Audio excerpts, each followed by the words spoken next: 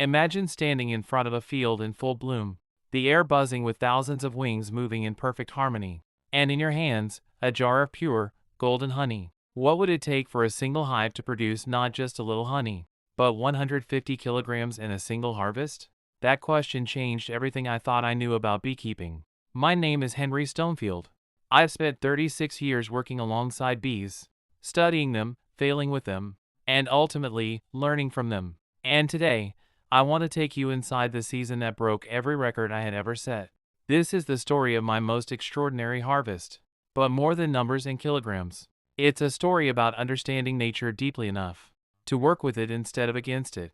We're talking about colonies, blooms, timing, and a technique that most beekeepers either don't know about or are too hesitant to try. If you've ever wondered what separates an average harvest from a record-breaking one, stay with me until the end of this video, because I'm going to walk you through every decision, every observation, and every lesson that led to the most productive season of my career. And I promise you, some of what I'm going to share will challenge what you think you know about bees. It begins earlier than most people expect, long before the first flowers open, long before the honey flows. The outcome of an entire season is already being written. It's written in the strength of your colonies, in the age of your queens, in the choices you make during the quiet months, the months that most beekeepers underestimate. I've given talks on beekeeping across 4 continents.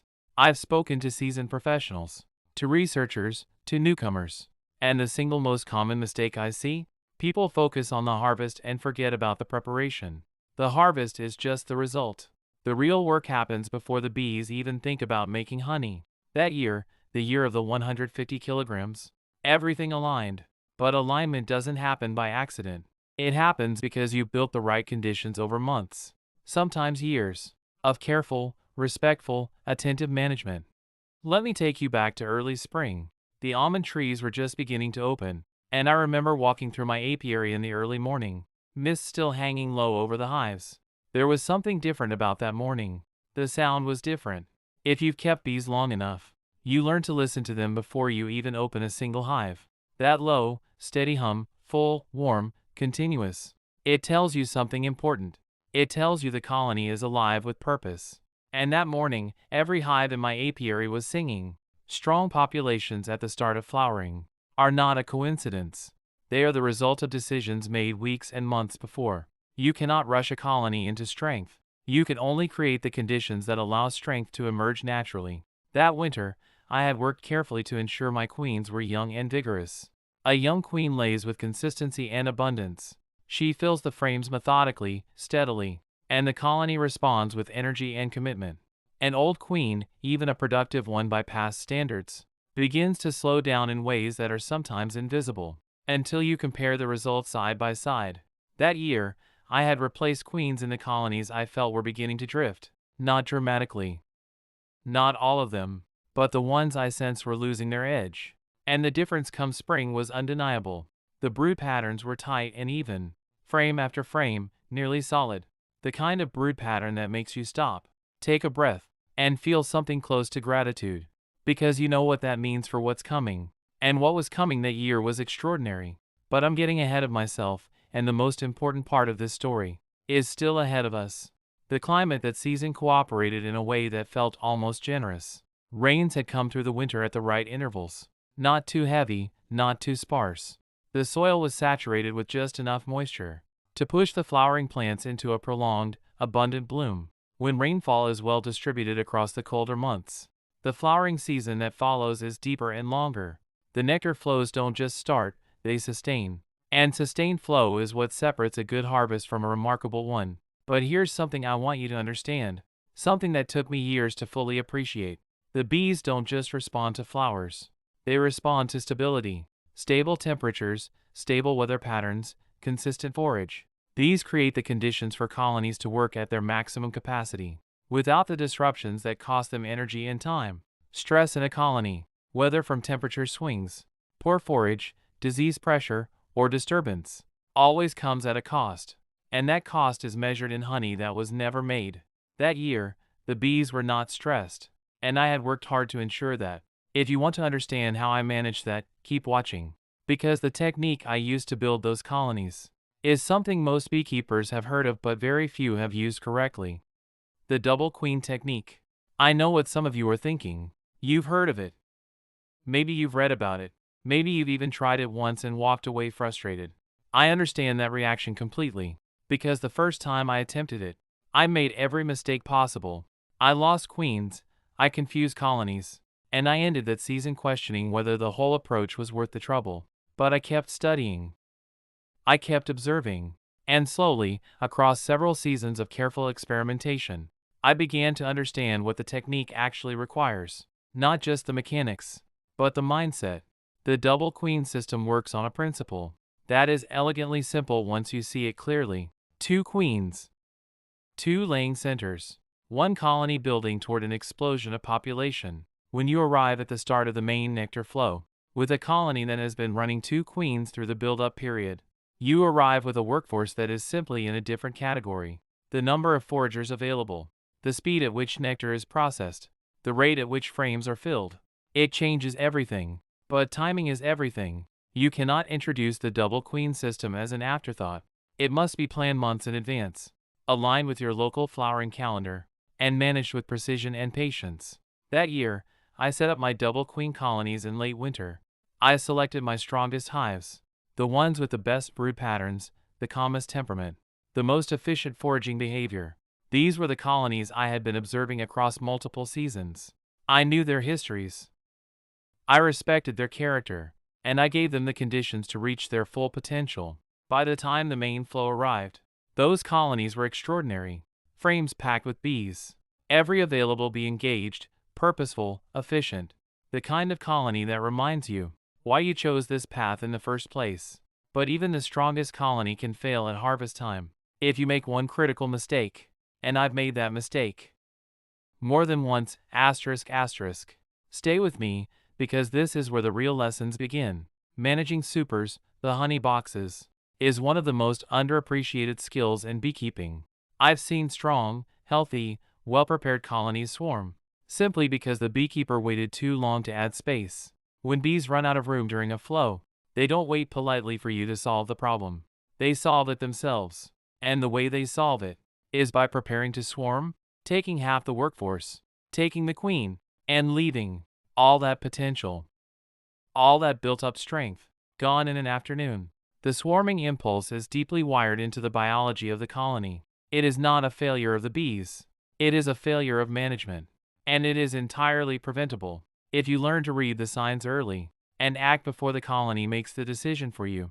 That year, I monitored my strongest colonies almost daily. During the critical build-up phase, I added supers proactively, not reactively. I gave the bees space before they needed it, not after they were already crowded. And because those colonies had the room to expand, they channeled every ounce of that extraordinary population into exactly what I wanted them to do: make honey, frame after frame, box after box. The weight of the hives grew steadily, day by day. I would lift the back of each hive gently in the evenings, feeling for that satisfying heaviness that tells you something remarkable is happening inside. And something remarkable was happening. But the harvest, the moment of truth, was still weeks away. And between that moment and the record I would eventually set, there were decisions I needed to make that would determine everything. One of those decisions was one I had learned to take seriously much earlier in my career, after a season that still stays with me as a painful lesson. It was the year I lost nearly a third of my strongest colonies to a varroa infestation I had underestimated. I had seen the signs. Small, subtle signs: bees with deformed wings, brood patterns that were beginning to look irregular, a slight restlessness in colonies that had been calm all season. But I was busy. The flow was on. I told myself I would deal with it after the harvest.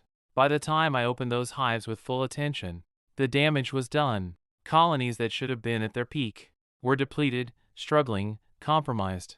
The honey was there, but the bees were not well. And a colony that is not well cannot perform at the level you need when it matters most. That lesson cost me a season, but it gave me something more valuable than any harvest. It gave me discipline. From that point forward, sanitary control became non-negotiable in my operation.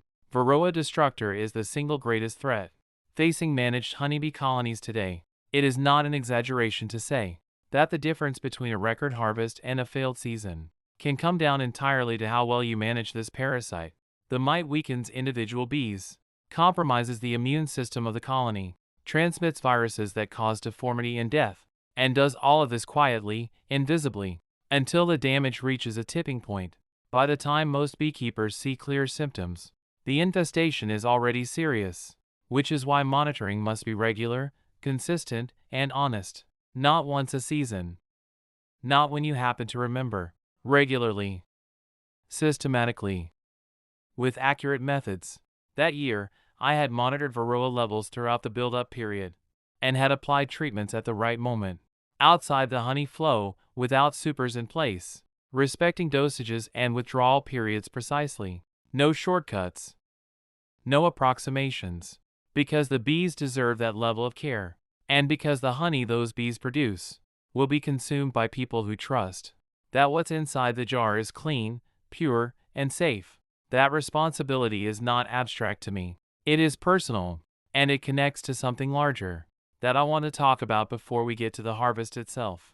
Because the 150 kilograms didn't happen in isolation. It happened as part of a philosophy, a way of working with bees that I've refined over 3.5 decades. Location matters more than most people realize. The placement of your apiary is not simply a logistical decision. It is a biological one. The diversity of flora surrounding your hives, the microclimate of the site, the distance from agricultural chemicals, the orientation of the hive entrances, the shelter from prevailing winds. All of these factors shape the daily life of your colonies in ways that accumulate across weeks and months. I have moved apiaries. I have placed hives in locations that looked promising on a map and disappointed in reality. And I have found sites that seemed modest, but produced season after season, because the bees had everything they needed within easy reach. That year's record apiary sat in a valley, surrounded by a mosaic of wildflowers, fruit trees, and forest edge. The forage was diverse and extended across a long season. The bees were never dependent on a single source. When one plant finished flowering, another was beginning. That continuity of forage keeps colonies strong, well-nourished, and motivated, in a way that monoculture landscapes simply cannot replicate. This is one of the reasons I am so committed to a model of beekeeping that respects and supports biodiversity. Not just because it produces better honey, though it does, but because it is the right relationship to have with the natural world that sustains us all. If you share that vision, if you believe that modern beekeeping should be ecological, sustainable, and forward-thinking, then this channel was made for you. Subscribe now, because every video I release is built on real experience, real seasons, real mistakes, and real results. The kind of knowledge that doesn't come from textbooks alone. And then the day came. The moment every beekeeper lives for. After months of preparation, observation, and patience. Harvest day. I remember the morning clearly. The light was low and golden, the kind of light that makes everything feel significant. I walked through the apiary slowly, taking it in before the work began. The hives were heavy. Visibly, unmistakably heavy. I had known for days that this harvest was going to be different, but I hadn't allowed myself to say it out loud. Not until the frames were in my hands. Frame after frame, perfectly capped. Golden, dense, sealed with the quiet confidence of bees who had done their work completely. I extracted carefully, methodically, respecting every step, filtering, decanting, temperature control. Nothing rushed. Nothing careless. Because honey of this quality deserves that respect. When the final weight came in, I stood in silence for a long moment. 150 kilograms. From a single season. From colonies I had built. With intention, with patience, with knowledge accumulated. Across 36 years of choosing this life. It wasn't luck. It was strong populations built from winter. It was young, vigorous queens. It was the double queen technique applied with precision. It was supers added before the bees needed them. It was varroa controlled honestly and on time. It was a location chosen for biodiversity, not convenience. It was strategic feeding before the flow. It was regular inspection and the courage to act on what I found. And it was 36 years of learning to listen, really listen, to what the bees were telling me every single day. That is the record. And that is how it was built, asterisk asterisk. The bees didn't give me 150 kilograms. They offered me the possibility. and I had to be ready to meet them there. That is the work of a beekeeper, not to take, but to prepare, to care, to respect, and then to receive what the season has to give. If this story has sparked something in you, a question, a memory, a season of your own you want to share, leave it in the comments below. I read every single one. Your questions, your experiences, your doubts. Today I'm going to reveal a secret to you. Did you know that a single wrong decision about where you place your hives could mean the difference between thriving colonies and total collapse?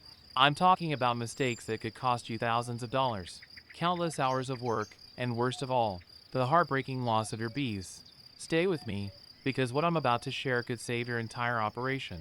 My name is Henry Stonefield, and 36 years ago, I made a choice that changed my life forever. I was 15, standing in my grandfather's apiary, watching the morning sun paint golden streaks across wooden hive boxes. The city felt like a distant memory, and in that moment, I knew I'd never go back. Today, I want to talk to you about something most beekeepers overlook until it's too late. We're going to discuss the secrets of apiary placement, the invisible factors that separate successful beekeepers from those who struggle year after year. This isn't just theory from a textbook. This is 3 decades of mistakes, victories, and hard-won wisdom. Let me start with a story that still haunts me. It was my 3rd year as a beekeeper.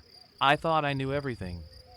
I'd read every manual, attended workshops, and my grandfather's voice echoed in my head with decades of experience. I decided to establish a new apiary on the western edge of my property. The location seemed perfect, flat ground, easy access, plenty of flowering plants nearby. Within 6 months, I lost half my colonies. The bees were stressed, production dropped, and I couldn't understand why. My grandfather walked the site with me one cold November morning. He didn't say much at first, just observed. Then he pointed to the northwest. "Do you feel that wind, Henry?" he asked. "Every evening, it cuts across this field like a knife. Your bees are fighting it every single day." I'd placed my hives in a wind tunnel. That mistake taught me something no book ever could. Location isn't just about convenience or aesthetics. It's about understanding the invisible forces that affect your bees every single day. Sun patterns, wind currents, water access, thermal dynamics. And if you think your current setup is fine, I'm going to challenge that assumption before we're done here. Asterisk, asterisk. Let's talk about orientation first, because this is where most people get it wrong. Your hives need to face east or southeast, not north, not west, east or southeast. Why? Because bees are solar-powered creatures. When that first light hits the entrance in the morning, it triggers their entire day. The colony wakes up, foragers prepare for flight, and the internal temperature begins to regulate. I've seen apiaries facing west, and the difference is dramatic. Those colonies start their day hours later. They miss the cool morning nectar flow. By the time they're active, temperatures have risen, and the nectar has already begun to evaporate from the flowers. You're losing production every single day, and you don't even realize it. But here's what most people don't tell you about orientation. It's not just about the entrance. It's about thermal management throughout the entire year. In winter, that eastern sun provides gentle warmth without overheating. In summer, the hives warm up early but avoid the brutal afternoon sun that can turn a hive into an oven. I've measured internal temperatures in poorly oriented hives reaching dangerous levels, above 45 degrees Celsius. At those temperatures, comb collapses, brood dies, and bees abandon their home. Now, let's address the wind, because this is critical. Wind is the silent killer of apiaries. Not dramatic, not obvious, just a constant, exhausting drain on your colonies. Bees have to work exponentially harder to maintain hive temperature when wind is constantly pulling heat away. They consume more honey. They wear out faster. Their lifespan shortens. You need protection from the north and northwest. In most temperate regions, these are your coldest, harshest winds. Use natural barriers, tree lines, hedgerows, even buildings or fencing. But here's the key, the barrier shouldn't be a solid wall. I learned this the hard way too. My first windbreak was a solid wooden fence, 2 meters high, running along the northern edge of my apiary. I thought I'd solved the problem. Instead, I created turbulence. The wind hit the fence, curled over the top, and created chaotic air currents that were worse than the original wind. Bees struggled to navigate. Entrance activity was erratic. The solution? Permeable barriers. Trees, shrubs, even specialized windbreak fencing with gaps. These slow the wind rather than blocking it completely. The air filters through, losing velocity but maintaining laminar flow. Your bees can work with that. Think about natural forests. Trees don't create walls, they create layers. And in those layers, countless species find shelter without being trapped in dead air. But here's something most beekeepers never consider. And it's absolutely crucial, wind protection isn't just about the cold months. Summer winds dry out nectar sources, stress foraging bees, and can even prevent proper mating flights for virgin queens. If you're experiencing poor queen mating success, check your wind exposure. Now, distance from urban areas. This is becoming more important every year. When I started beekeeping, rural areas were truly rural. Today, subdivisions creep closer, traffic increases, light pollution expands, and every one of these factors affects your bees. Noise stress is real. Studies have shown that constant traffic noise affects bee communication. Their vital dance becomes less precise. Recruitment to food sources decreases, and overall colony cohesion suffers. But it's not just the bees. It's also about human safety and tolerance. Bees near residential areas create conflicts, complaints, legal issues. Even if your bees are perfectly gentle, people fear them. And fear leads to problems. Calls to authorities, demands for removal, sometimes even illegal actions against your hives. I maintain a minimum distance of 500 meters from any residence not on my property, more if possible. This isn't just courtesy, it's practical management. Your bees have space to establish flight paths that don't intersect with human activity. Swarms are less likely to settle in problematic locations. And if you need to work your hives during peak activity hours, you're not worrying about neighbors. Water. Let's talk about water, because this is life or death. Bees need water. Not just for drinking, but for cooling the hive, diluting honey for feeding larvae, and maintaining proper humidity. A strong colony in summer can require several liters per day. If there's no water source within reasonable flight distance, your bees will find one. And you won't like where they find it. Swimming pools, pet water bowls, garden ponds, air conditioning condensate drips, your neighbor's sprinkler system. Once bees establish a water source, they're loyal to it. Trying to redirect them is nearly impossible. I established one apiary without considering water proximity. Within weeks, I had calls from a farm 3 kilometers away. My bees had found their cattle watering troughs. Hundreds of bees, crowding the edges, occasionally drowning, definitely annoying the cattle. It created tension. It was embarrassing, and it was entirely preventable. Natural water sources are ideal. Streams, rivers, springs. But they need safe landing areas. Bees can't land on open water. They need edges, floating vegetation, rocks, anything that provides purchase. If your water source is a fast-moving stream with steep banks, it's useless to them. I've created artificial water sources when natural ones weren't available. Shallow trays with rocks or floating core pieces. Automatic chicken waterers. Even wine bottles inverted over dishes create perfect bee-accessible water. But here's the critical part. Establish these before you move bees to the location. If you set up your apiary first and then add water, the bees have already found their source elsewhere. You're too late. Remember this. Bees don't change their minds easily. Access roads and vehicle entry. This seems obvious, but I've seen apiaries that require hiking equipment to reach. You need to move equipment. Supers full of honey are heavy, 30 to 40 kilograms each. Multiply that by dozens of hives, and you're talking about serious weight. If you can't get a vehicle reasonably close, you're creating unnecessary physical strain. But it's not just about convenience. It's about emergency access and efficiency. If you need to move hives quickly, whether for pollination contracts, disease management, or environmental hazards, you need vehicle access. I've had to evacuate apiaries ahead of wildfires. I've relocated hives to escape pesticide applications. These situations don't wait for you to make 30 trips with a handcart. Design your apiary so you can work behind the hives. This is crucial. You should never have to stand directly in the flight path when opening hives. Position your access road or path so you approach from the rear or side. This reduces defensive behavior, makes inspections calmer, and protects you from the constant traffic of returning foragers. I walk behind my hive rows. My vehicle parks to the side or rear. When I'm working, bees can come and go without navigating around me. It's a small detail that makes enormous difference in how your bees respond to management. Shade and sun balance. This is more nuanced than most people realize. Yes, bees need sun. Morning sun especially, as we discussed. But summer heat can be deadly. I've measured ground temperatures in full sun exceeding 50 degrees Celsius.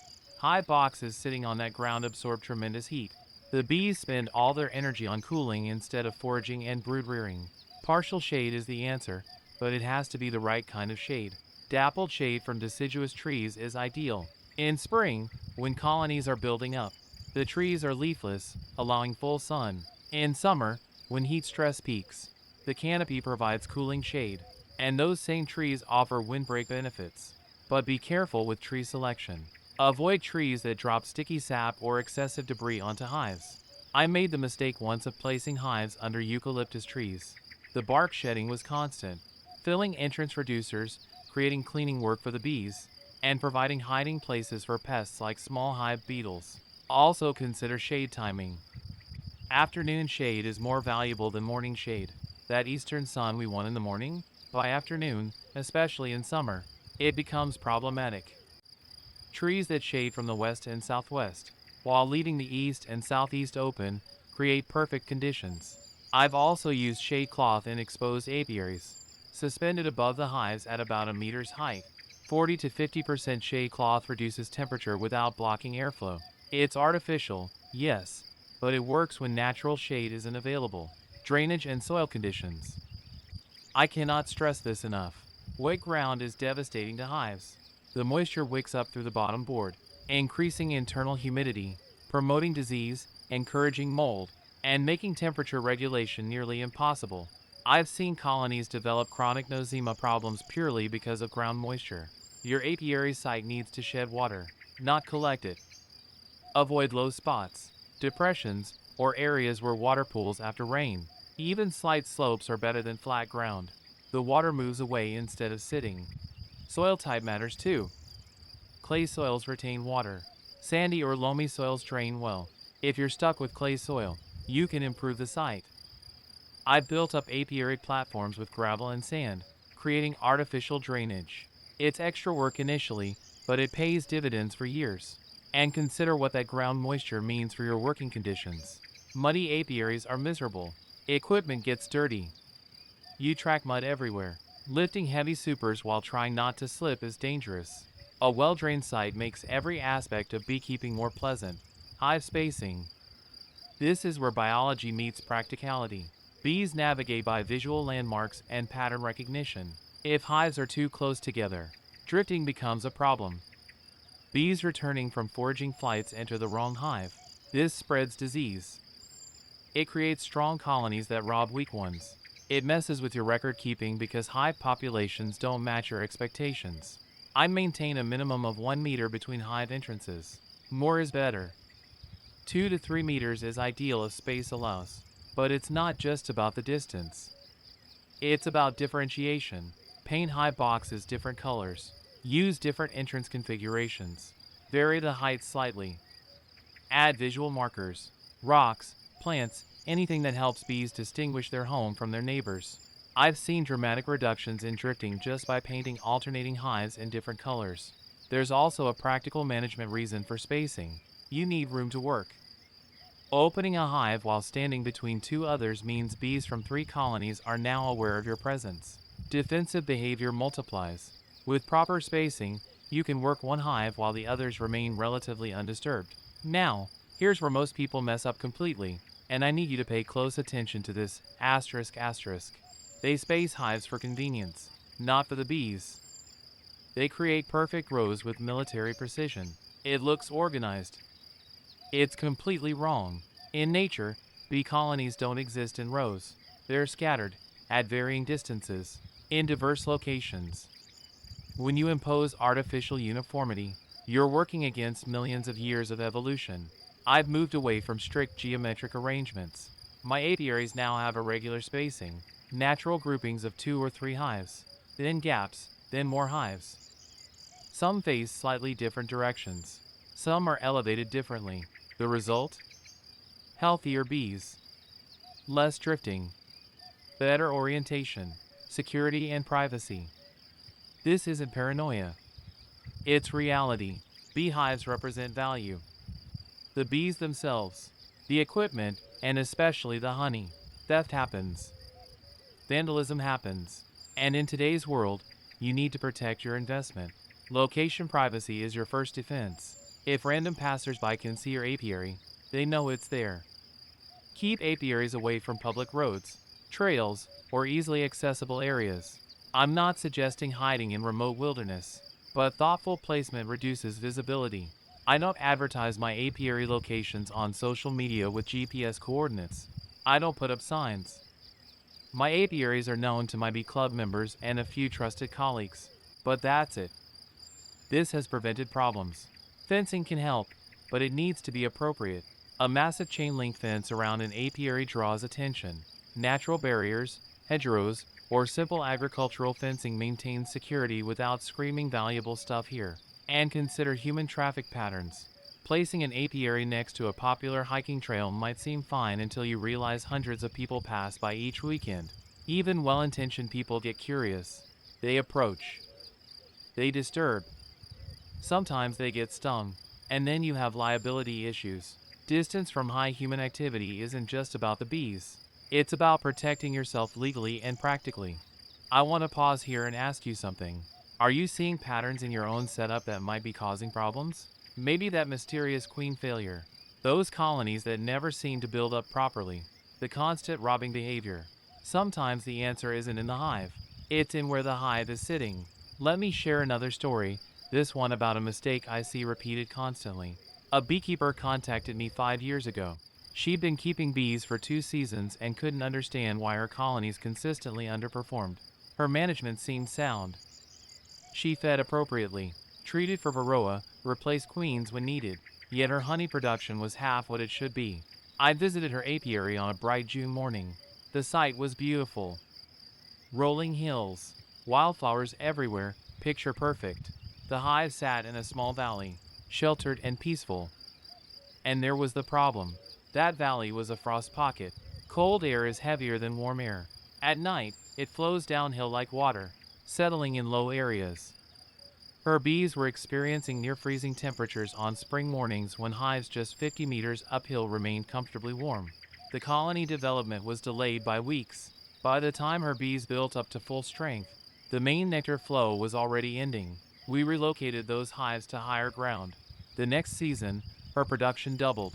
This is what I mean about invisible factors.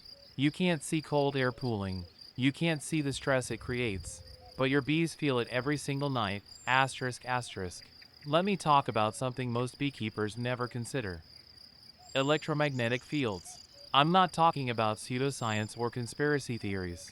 I'm talking about documented research showing that bees are sensitive to electromagnetic radiation. High voltage power lines, cell towers, radio transmitters, all of these emit fields that can affect bee navigation and behavior. I won't place apiaries directly under power lines. Not because I think it will kill the bees immediately, but because why add another stressor? Bees face enough challenges. If I can eliminate even one potential problem by choosing a location 200 meters to the left, I'll do it. The same applies to agricultural chemical exposure. You need to know what's happening on surrounding land. Is there a cornfield that gets aerial pesticide applications? Is there an orchard that sprays during bloom? Are there neighbors who liberally apply lawn chemicals? I've learned to ask questions before establishing apiaries. I talk to farmers. I check with extension offices. I look at aerial photos to identify potential problem areas. And I've walked away from seemingly perfect locations because the surrounding land use was too risky. One apiary I considered had everything. Perfect orientation, good windbreak, excellent forage. But 3 sides were bordered by conventional agriculture, intensive pesticide users. I declined the location. 2 years later, a beekeeper who didn't ask those questions placed hives there. He lost 70% of his colonies in a single spray incident. Your apiary location is only as good as what surrounds it. Remember that, asterisk asterisk. Now let's discuss forage proximity, because this ties directly into apiary placement. Bees can fly several kilometers to forage, but that doesn't mean they should have to. Every meter they fly costs energy that could go into honey production, brood rearing, or hive maintenance instead goes into transportation. Ideally, major forage sources should be within 1 to 2 kilometers. Closer is better. I placed apiaries specifically to access particular crops or natural forage areas. Spring tree blooms, summer wildflower meadows, fall aster fields.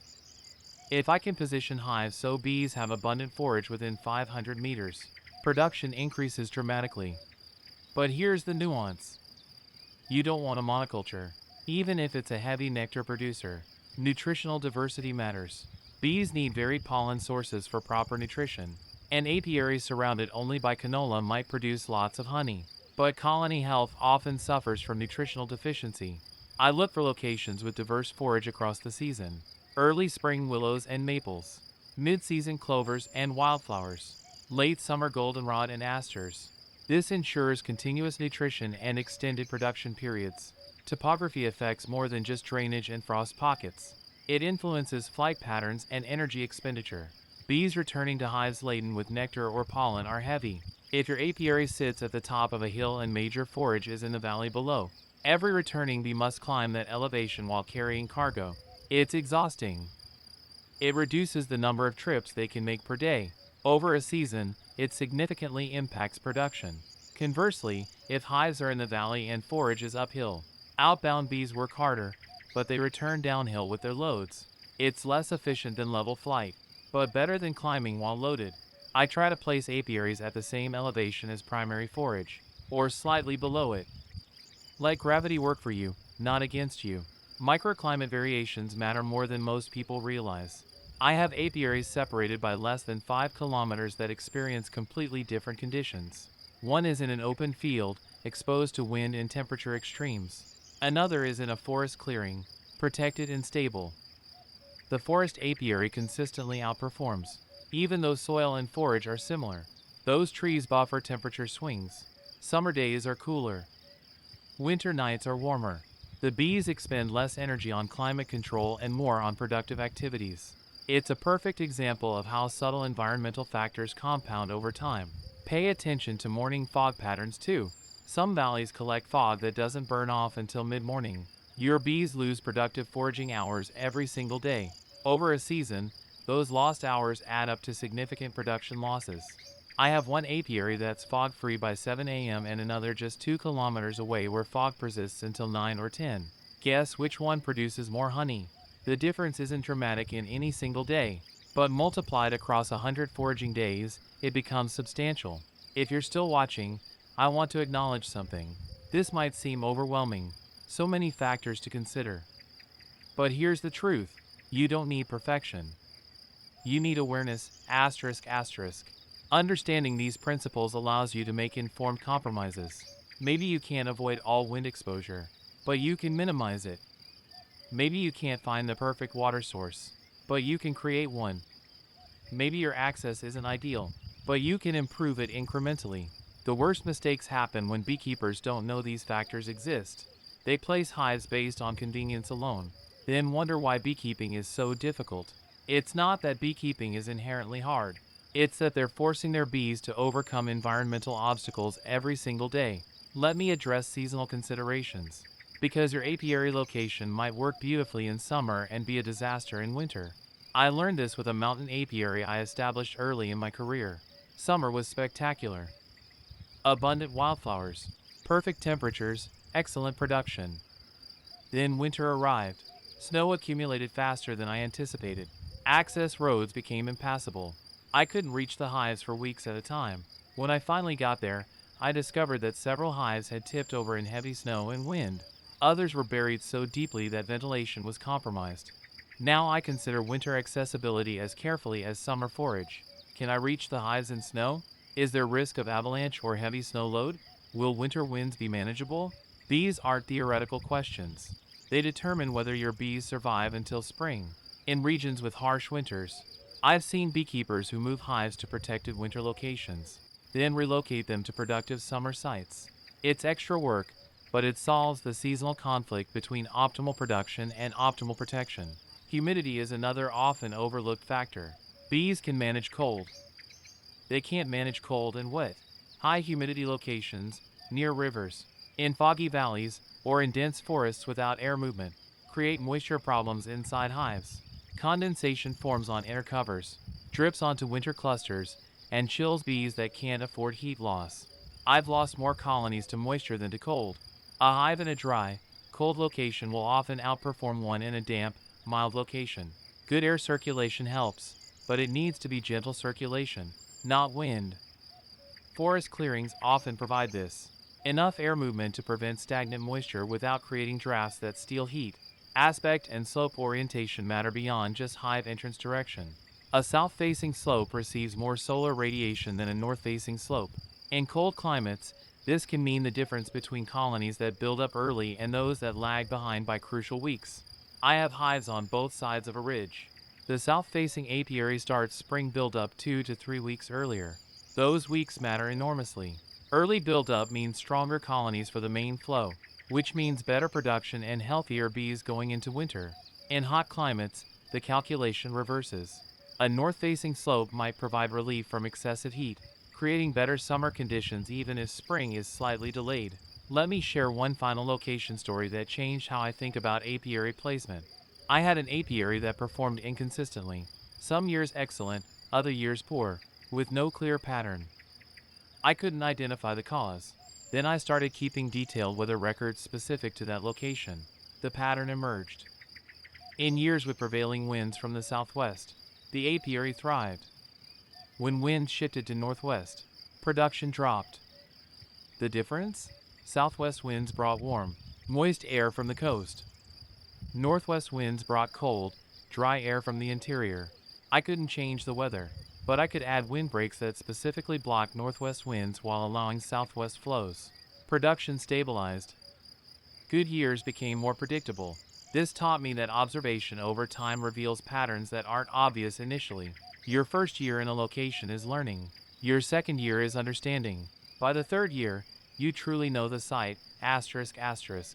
Don't expect to place hives perfectly on the first attempt. Be willing to adjust. Move hives if they're not performing. Add windbreaks if needed. Modify access routes. Create water sources. Your apiary should evolve as your understanding deepens. Some of my best apiaries took years to optimize. I added trees for windbreaks. I improved drainage with gravel. I repositioned individual hives to reduce drifting. Each small improvement compounded until the site functioned beautifully. Practical placement also means thinking about your own comfort and safety. Will you enjoy working this location? Is it pleasant to visit? Can you work efficiently without exhausting yourself? I have seen beekeepers choose difficult locations because they seemed ideal for the bees, then grow to resent the work required. Beekeeping should be enjoyable. If accessing your apiary feels like a punishment, you'll avoid it. You'll miss problems. You'll delay necessary interventions. Choose locations you'll want to visit, where the drive is pleasant, where working feels good, where you can sit afterward and watch your bees, feeling satisfied with your work. Here's what I want you to take away from this. Apiary location isn't a single decision. It's a series of considerations, each building on the others. ***. Start with the non-negotiables. Sun exposure, wind protection, water access. Then optimize from there. Better drainage, improved access, enhanced forage, reduced human conflict. Every site has compromises. Perfect locations don't exist, but informed compromises, where you consciously accept certain limitations while maximizing strengths, lead to successful beekeeping. I've placed apiaries in less than ideal locations and made them work through careful management. I've also seen beekeepers squander perfect locations through ignorance of these principles. Knowledge makes the difference. Your bees can't tell you when location is stressing them. They just work harder, wear out faster, and produce less. They deserve better. They deserve a beekeeper who understands that where you place the hive is as important as how you manage it. Standing in my apiaries now, 36 years after that first morning with my grandfather, I see locations differently. I see the morning sun touching each entrance at precisely the right angle. I see windbreaks filtering cold northern air. I see water sources within easy flight distance. But more than that, I see the invisible, the thermal currents, the flight paths, the energy expenditure, the accumulated stress or comfort that determines whether a colony thrives or merely survives. This is the secret of successful beekeeping. Understanding that your bees live in an environment you created for them. Today I'm going to tell you an anecdote from my personal life that will help you on your path. What if I told you that bees taught me more about life in 3 months than my entire existence in the city? Stay until the end because what I discovered changed my perspective forever. 5 years ago, at 25 years old, I made a decision many called madness. I left my downtown apartment, my office job, my predictable routines. I left everything to return to my grandparents' land, up in the mountains, where silence speaks louder than any horn. At first, it was fear. Fear of loneliness, fear of failure, fear of not fitting back into a world I had abandoned so long ago. But there was something stronger than fear, the need to reconnect with something real, something that beat at the same rhythm as my heart. The first days were about adaptation. I cleaned the old stone house, repaired fences, walked every corner of those lands that held the footsteps of generations. And it was during one of those walks when I saw them. A swarm of bees danced around a blooming almond tree. I stopped, not out of fear this time, but out of fascination. There was something hypnotic about their movement, something that seemed to contain an encrypted message I couldn't yet decipher. For weeks, I returned to that same place. I watched them at dawn, when dew still glistened on the flowers. I watched them at noon, in their productive frenzy. I watched them at sunset, when they returned loaded to their hive. And then it happened. One morning, while drinking coffee sitting on a nearby log, I witnessed what beekeepers call the waggle dance. A worker had just returned and, on the entrance comb, executed precise circular movements, vibrated her abdomen, traced figure eights in the air.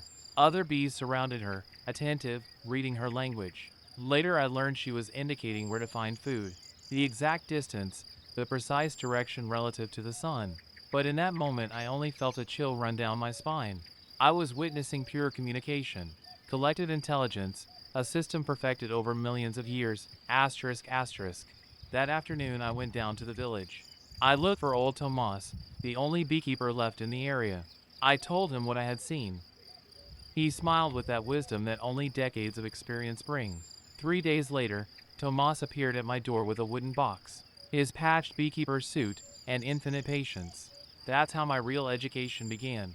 He taught me to read the weather in the clouds, to understand the cycle of flowers, to listen to the hum of a healthy hive.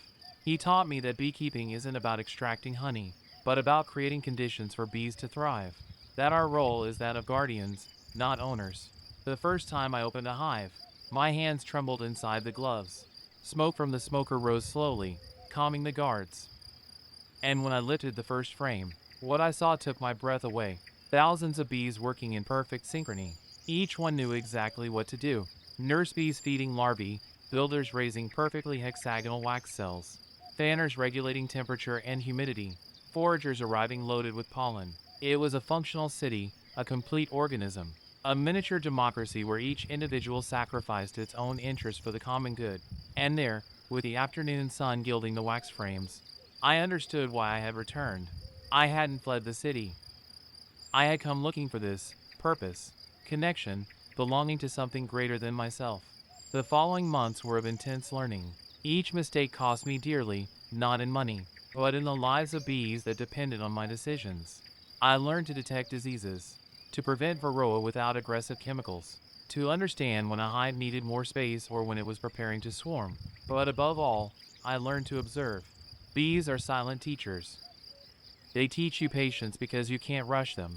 They teach you humility because their world existed long before you and will continue after. They teach you about interdependence because without flowers there are no bees. Without bees there's no pollination. Without pollination there's no food. One spring day, while checking the hives, I noticed something strange. One of them, the one I called Aurora, had less activity.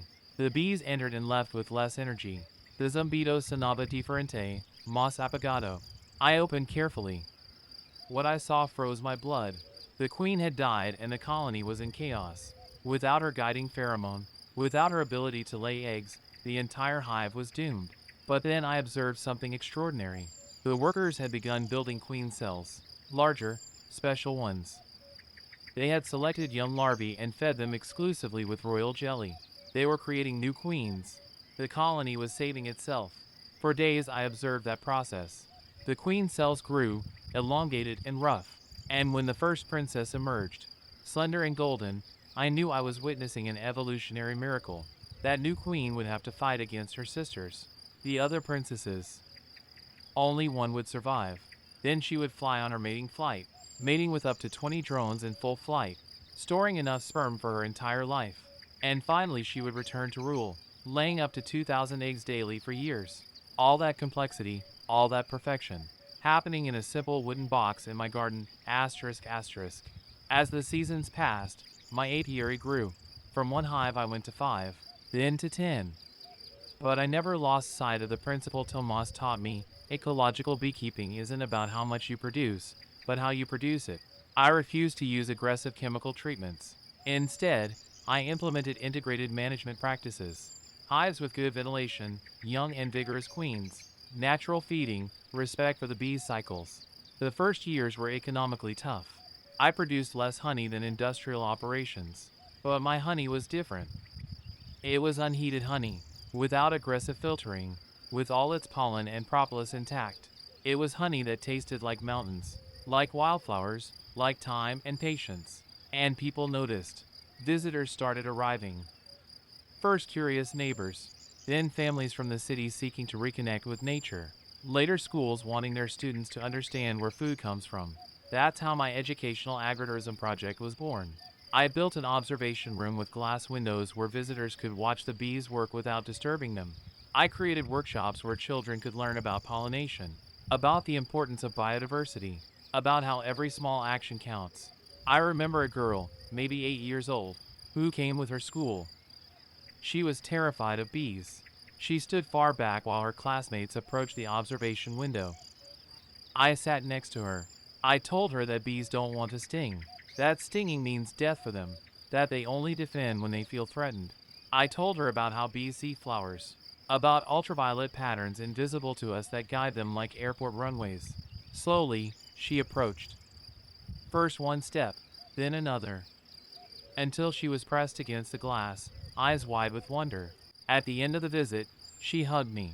When I grow up, she whispered, I want to take care of bees too. That moment reminded me why I had left the city. Not to escape, but to find purpose. And that purpose was multiplying, spreading like pollen in the wind, asterisk asterisk. But beekeeping alone wasn't enough. The land demanded more. My grandparents had raised sheep here, and the old stone barn still stood, waiting. I started researching ecological livestock farming. I read about regenerative grazing, about how properly managed animals can restore soil health rather than degrade it, about how biodiversity and productivity aren't opposites, but allies. I started small.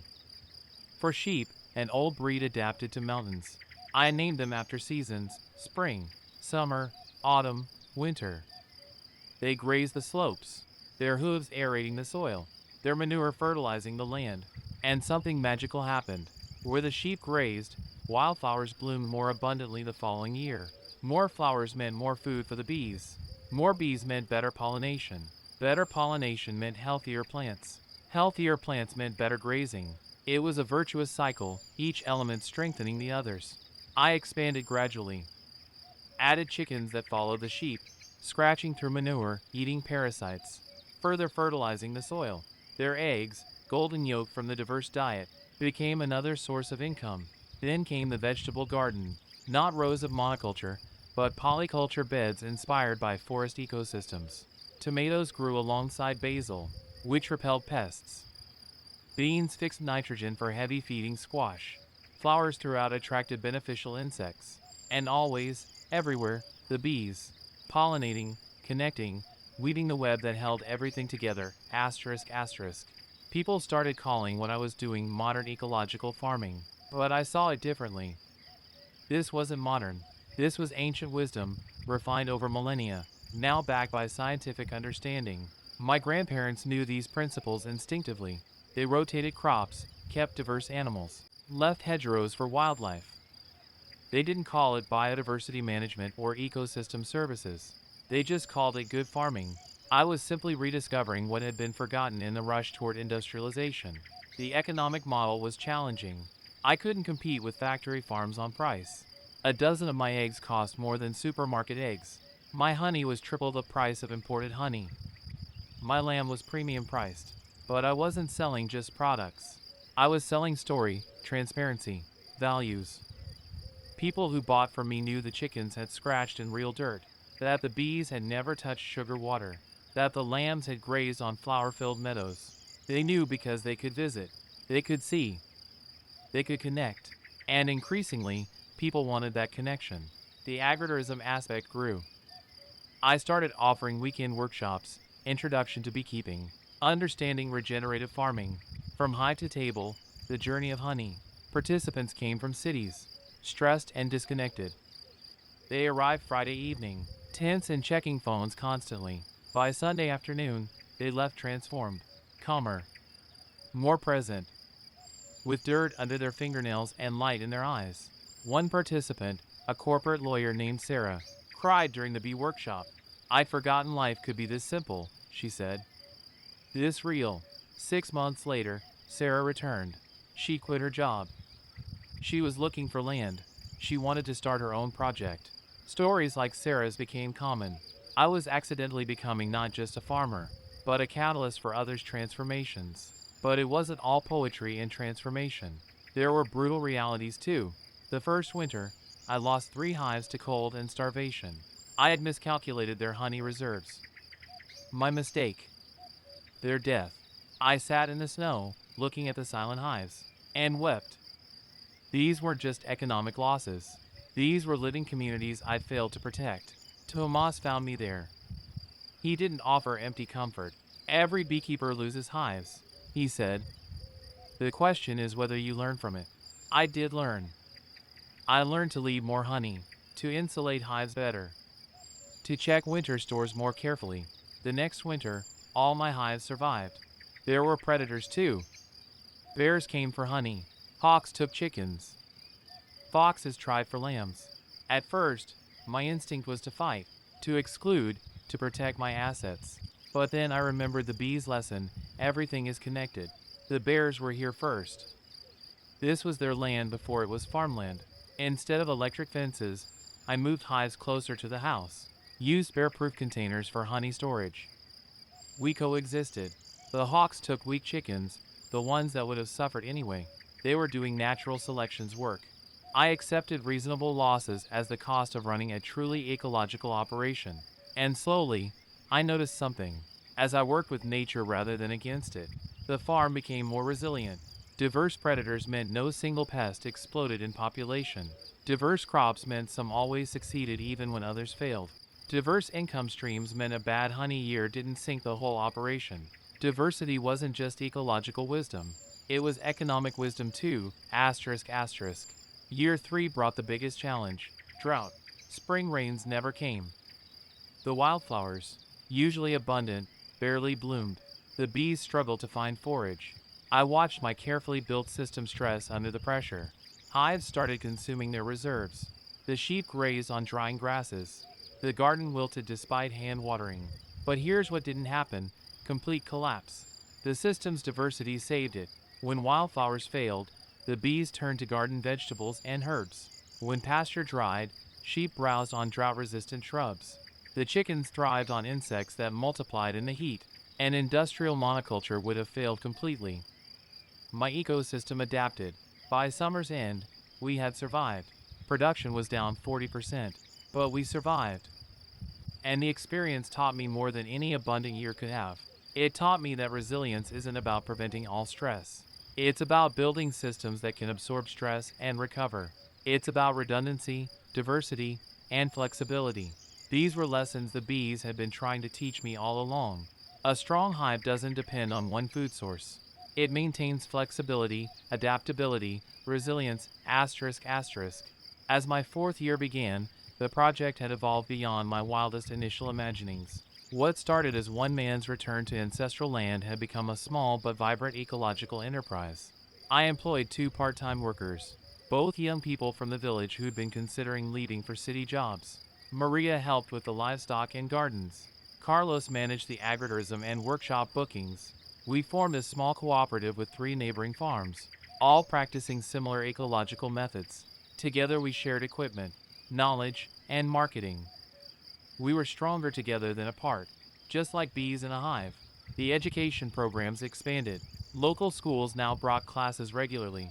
We developed curriculum-aligned programs about ecology, agriculture, and sustainability. Children who'd never seen where food comes from suddenly understood. I remember a boy asking, if bees are so important, why do people kill them with pesticides? It was a child's question, but it cut to the heart of everything. Why indeed? I explained about industrial agriculture, about the pressure to produce more and cheaper, about how we've lost sight of long-term consequences in pursuit of short-term gains. But I also told him about the growing movement of farmers choosing different paths. Change is happening, I said, and it starts with people like you asking questions like that. The technical aspects of ecological beekeeping became second nature. I learned to read a hive's health by its entrance activity. A strong hive has purposeful traffic, bees departing with determination, returning heavy with pollen in rainbow colors, yellow from dandelions, orange from poppies, gray-blue from phacelia. I learned the seasons through the bee's eyes. Spring meant frantic expansion, adding supers as the hive exploded with new life. Summer meant watching for swarm preparations, ensuring adequate space. Autumn meant harvest and preparation, leaving enough stores for winter. Winter meant restraint, resisting the urge to open hives, trusting them to cluster and survive. Each season taught patience, observation, trust in natural processes. The livestock integration deepened. I implemented rotational grazing, moving the sheep every few days to fresh pasture. Behind them came the chickens in a mobile coop, scratching through manure, breaking parasite cycles, spreading fertility. The land responded. Soil that had been compacted and depleted began to soften, darken, come alive. I sent samples to a lab. Organic matter was increasing. Microbial life was exploding. The land was healing. And with healthier soil came healthier plants. The pasture became more diverse. Species I hadn't planted appeared: clover, plantain, chicory. The sheep selected their own balanced diet from this salad bar of forages. The bees benefited enormously. More plant diversity meant longer bloom periods, more varied nutrition. My honey became more complex in flavor, reflecting the terroir of this particular mountain, this particular season. I started keeping detailed records, not just production numbers, but observations. When did the first almond bloom? When did swallows return? When did I hear the first frog? These phenological markers told stories about climate, about ecosystem health, about the interconnection of all life here. One spring, the swallows arrived 2 weeks early. The almonds bloomed 3 weeks ahead of schedule. The bees began foraging in February instead of March. Climate change wasn't an abstract concept anymore. It was happening here, measurable, undeniable. But I also noticed adaptation. The bees adjusted their cycles. Plants bloomed in new patterns. The system was resilient, but it was changing. And that meant I needed to change too, to remain flexible, to keep learning. This is what ecological farming teaches: humility in the face of complexity, willingness to adapt, recognition that we're participants in systems far older and wiser than ourselves. Asterisk asterisk. The workshops evolved. Initially, I focused on technical skills: how to light a smoker, how to identify queen cells, how to extract honey. But I realized people needed something deeper. They needed to understand the why, not just the how. So I started teaching systems thinking. I'd take groups on walks through the farm, showing how everything connected: the composting chickens, the pollinating bees, the fertilizing sheep, the nitrogen-fixing clover, each element serving multiple functions, each function supported by multiple elements. This is resilience, I'd explain. This is how nature works. And this is how we can work with nature instead of against it. People got it. I could see the moment of understanding in their eyes. That shift from seeing separate things to seeing relationships, patterns, wholes. One participant, an engineer named David, stayed after a workshop. This is systems engineering, he said, but applied to living things. It's brilliant. He returned a month later with his teenage daughter. I want her to see this, he said. I want her to know there are other ways to live, to work, to be in the world. That's when I realized my real product wasn't honey or eggs or lamb. It was hope. It was proof that alternatives exist, that another world is possible, asterisk asterisk. The cooperative grew. 5 farms now, all within 10 kilometers. We shared a commercial kitchen for value-added products. We coordinated planting so we could offer continuous vegetable boxes to subscribers. We pooled resources for a shared tractor, a shared honey extractor, shared market stalls. We met monthly, sharing knowledge, solving problems collectively. When one farm had a livestock emergency, others provided help. When someone experimented with a new technique, everyone learned from the results. It was the opposite of competition. It was collaboration, mutual support, collective resilience, just like a bee colony. In fact, I often thought about how much human economic systems could learn from bees. Bees don't hoard. They share resources freely within the hive. They communicate openly about opportunities and threats. They make decisions collectively. They prioritize the health of the whole over individual gain. What if our economy worked that way? The question haunted me. Because I'd seen both systems, the competitive, extractive, individualistic economy of the city, and this collaborative, regenerative, collective economy of the cooperative. I knew which one felt more human, more sustainable, more aligned with life itself. Year 5 brought unexpected recognition. A regional sustainable agriculture network invited me to speak at their annual conference. Me, a former office worker with 5 years of farming experience, speaking to career farmers. I almost declined. What did I have to teach these people? But then I thought about the visitors who'd transformed, about Sarah who'd quit her corporate job, about the engineer who wanted his daughter to see alternatives. Maybe my perspective as someone who'd crossed from one world to another had value. The conference was in the capital, 3 hours away. I hadn't been to a city since I'd left 5 years before. Driving in felt surreal. The noise, the crowds, the concrete, the speed. How had I lived like this? My talk was scheduled for late afternoon. All day, I attended sessions, listened to researchers discussing soil microbiology, farmers debating policy, activists presenting climate data. The knowledge was impressive, but something felt missing. Then I realized what it was: emotion. Everyone spoke from their heads, not their hearts. Facts and figures, strategies and solutions, but no soul, asterisk asterisk. When my turn came, I didn't use the slides I'd prepared. I told my story instead. The bees dancing, the hive opening for the first time, the dead colonies in snow, the girl who overcame her fear, the land healing under careful stewardship. I spoke about fear and courage, about loss and learning, about connection and purpose. I spoke about how the bees had saved me as much as I'd saved them. The room was silent. Then someone started clapping. Then everyone. People approached afterward with tears in their eyes. "Thank you," a young woman said. "I've been thinking about quitting my job and starting a farm, but I was afraid. You showed me it's possible." An older farmer gripped my hand. "I've been farming 40 years, he said. "Conventional methods. But I'm tired of fighting the land. What you described, that's how my grandfather farmed. Maybe it's time to remember." That night, driving home through dark mountains, I understood something profound. The real revolution isn't just in the methods. It's in remembering that farming is relationship, not domination. It's partnership with life, not warfare against it, asterisk asterisk. The farm continued evolving. Word spread after the conference. Journalists visited, wrote articles. A documentary filmmaker spent a week filming. The attention was flattering but also uncomfortable. I didn't want to be a personality. I wanted the ideas to spread, not my face. But I learned to use the platform. Every interview, every article, I emphasized the same points. Ecological farming isn't just possible. It's necessary. It's not about going backward. It's about going forward with ancient wisdom. It's not sacrifice, it's fulfillment. The waiting list for workshops grew to 6 months. I could have expanded, hired more staff, built more infrastructure. The business consultant I'd hired suggested exactly that. "Scale up," he said. "Franchise the model.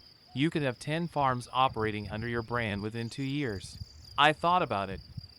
More farms meant more ecological land management, more people trained, more impact. But something felt wrong. That evening, I sat with my hives at sunset, watching the last foragers return. The bees didn't scale up recklessly. They swarmed when ready, split naturally, maintained right-sized colonies. Growth, yes, but organic growth, sustainable growth. I declined the franchise model. Instead, I focused on deepening rather than expanding. Better workshops, more thorough training, stronger support for graduates who wanted to start their own projects. Quality over quantity, depth over breadth, relationship over transaction. Varied be like, actually, if you're feeling inspired by this journey, if you're wondering how these principles could apply to your own life or community, leave a comment. Share your thoughts, your questions, your own stories. I read every single one, and your perspectives help this conversation grow richer. What aspects of ecological farming interest you most? What's holding you back from making changes in your own life? Asterisk asterisk. The cooperative launched a small-scale processing facility. We could now make cheese from sheep milk, cure meats, bottle honey in various sizes, create gift boxes. Value-added products meant better income for everyone, but we maintained principles. No industrial equipment that required massive throughput to justify costs. No pressure to produce volume over quality. Everything remained human scale, handcrafted, traceable. Our products cost more. Significantly more. A jar of our mountain honey cost what 3 jars of supermarket honey cost. Our lamb was double the price of commodity meat, yet we sold everything we produced. Because people increasingly wanted to know their food story. They wanted to support systems aligned with their values. They were willing to pay for transparency, for ecology, for animals treated with dignity. This gave me hope. Not everyone could afford our prices, and that troubled me. But the fact that a market existed at all, that people valued these things enough to prioritize them in their budgets, suggested shifting consciousness. The children who visited the farm particularly moved me. They arrived with ideas shaped by industrial food systems. They thought milk came from cartons, eggs from styrofoam trays, honey from plastic bears. Watching their faces when they saw a chicken lay an egg, when they tasted honey straight from the comb, when they bottle-fed an orphan lamb, those moments were priceless. One boy, maybe 10, stood watching bees for half an hour. Just watching. In an age of screens and constant stimulation, he stood perfectly still, mesmerized by the dance of life. His mother approached me. "He has ADHD," she whispered. I'd never seen him this focused. Nature heals. Not just land, but people. The bees taught me that. They taught me that we're not separate from nature, struggling to fit in. We are nature, and when we remember that, we come home to ourselves, asterisk asterisk. The seasons cycle now with familiar rhythm. 5 years have become a lifetime of learning. The scared 25-year-old who arrived here barely recognizes himself in the mirror. My hands are callous now. My skin weathered by sun and wind. I move slower, observe more, speak less. The mountain has shaped me as surely as water shapes stone. The bees continue teaching. Every day, every season, every open hive reveals new mysteries. I'll never master beekeeping. I'll only deepen my apprenticeship to these ancient creatures, asterisk asterisk. People ask if I miss the city. I tell them I miss nothing. But that's not quite true. I miss who I thought I had to be. I miss the illusion of control. I miss the simplicity of disconnection. What I don't miss is the emptiness. The feeling of living someone else's life. The suspicion that there had to be something more. Because there is something more. It's here, in dirt under fingernails and bees humming in afternoon sun. It's in lambs wobbling on new legs and seeds becoming food. It's in the ancient conversation between human hands and living land, asterisk asterisk. This isn't everyone's path. Not everyone needs to leave cities or start farms, but everyone needs connection. To place, to purpose, to something larger than themselves. For me, that connection came through bees. Through tiny creatures performing their eternal dance. Teaching patience and observation and humility. Your connection might look different, but I promise you, it's there, waiting. The question is whether you're brave enough to find it, asterisk asterisk. My grandfather used to say, the land remembers those who love it. I understand now. This land remembers his footsteps, his care. And someday it will remember mine, not because of what I extracted, but because of what I gave back. Not because I conquered, but because I listened. Not because I owned, but because I belonged. Thank you for staying until the end of this journey. If this story resonated with you, if it sparked questions or inspired ideas, please share your thoughts in the comments. I want to hear your stories too. What's your relationship with nature? What small step could you take toward deeper connection? Your voice matters in this conversation. Asterisk asterisk. The sun sets behind the mountains now. The last bees return home, heavy with pollen. Tomorrow they'll dance again, sharing maps to flowers, continuing their work of holding the world together. And I'll be here, their student, their guardian, their partner in the ancient work of keeping life alive. This is what it means to not fear living in the field. Not running from something, but running toward everything that matters.